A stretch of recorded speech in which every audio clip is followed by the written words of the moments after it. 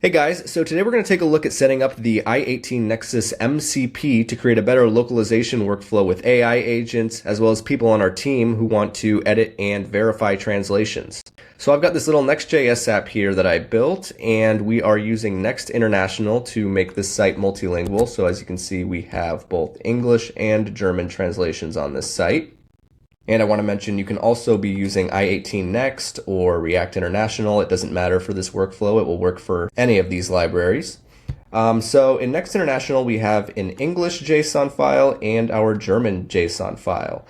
So today when people are working with Claude or Codex, they'll add some text to their app and it will add it to the English JSON file and automatically translate it to all your other languages as well. And that's all really awesome. But the main problem is after that is how do we have other people on our team review and verify these translations once the AI has added them to the JSON file? The other question is how do other team members on your team that aren't technical come in and edit the copy rather than going through the developer to edit these JSON files? So having the JSON files as the source of truth is really the problem here that we're going to be solving with the i18nexus MCP. So to set it up, I'm going to go to my terminal here, and I'm going to run npx i18nexus CLI, and we're going to be running init. And here it's going to ask us to authenticate our account. If you don't have an account yet, you can just sign up on this page. It just automatically authenticated me because I was already logged in. And now it's going to ask me for a name for the i18nexus project. This one's called Waypoint HQ. And now it's checking out the translation files in this project. So it found them in my messages directory, and it's asking me which is my default language. So I'm going to select English. And now it's asking which AI agents I want to install the MCP for. So I'm going to select Codex since I primarily use Codex. And here it's asking for how much access should the AI agent have to our i18nexus project. So you can make it so it can only write new strings. It can only update existing strings. So that's up to you. I'm just going to do full access. And now it's going to import my existing messages into i18nexus.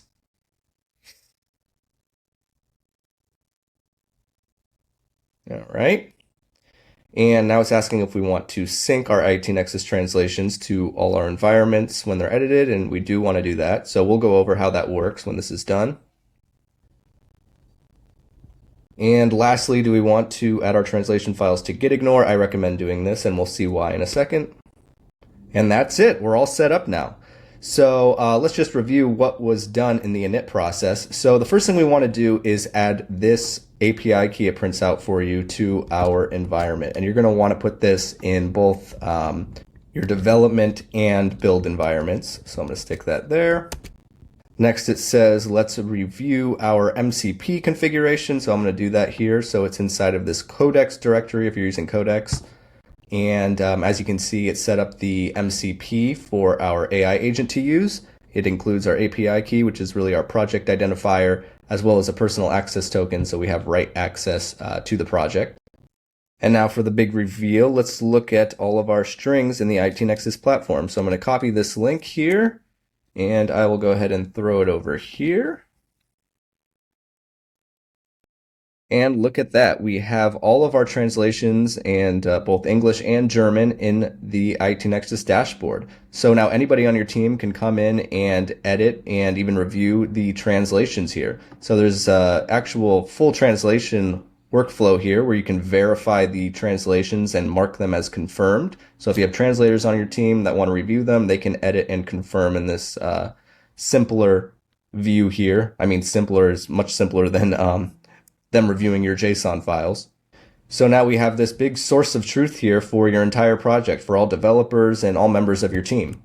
So now the question you're wondering is, how does this all sync with your app? So basically, let's go take a look back at our code. And we'll open up our package JSON file. And what the init command did for us earlier is it added the CLI as a dev dependency, and that gives us access to run i18nexus listen alongside our dev server. So anytime the dev server is run, your project is automatically pulling all the translations from i18nexus in real time. And then it also added this little line here on pre-build, which basically just downloads all your translations at build time to your build's messages directory. So basically now your messages are all just generated output and they're never directly edited again. And that's why in the init process, we selected to git ignore our messages folder from here on out. So we can see when we run our dev server again, npm run dev, we see that we have our latest strings downloaded and it's currently listening for new string updates. So this is really cool because let's take a look. So if I were to load the page here, let's say someone wanted to come in and edit the dashboard overview text. I can search it here, dashboard overview. And someone could come in here and let's say we wanted to be really excited about it with 3 exclamation points.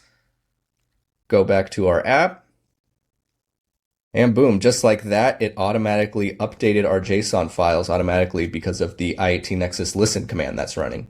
So all environments are all in sync. Even the translation was generated with the new value, as you can see here. Because even if you edit in the dashboard, OpenAI will automatically translate the new value for you, which is pretty awesome. And the best part about all of this is that the coding workflow doesn't change at all. So for example, let's say under this H1, this is where it says dashboard overview. Let's tell Codex, please generate an H2 under the H1 with a description of the page. So I'm going to tell that to Codex.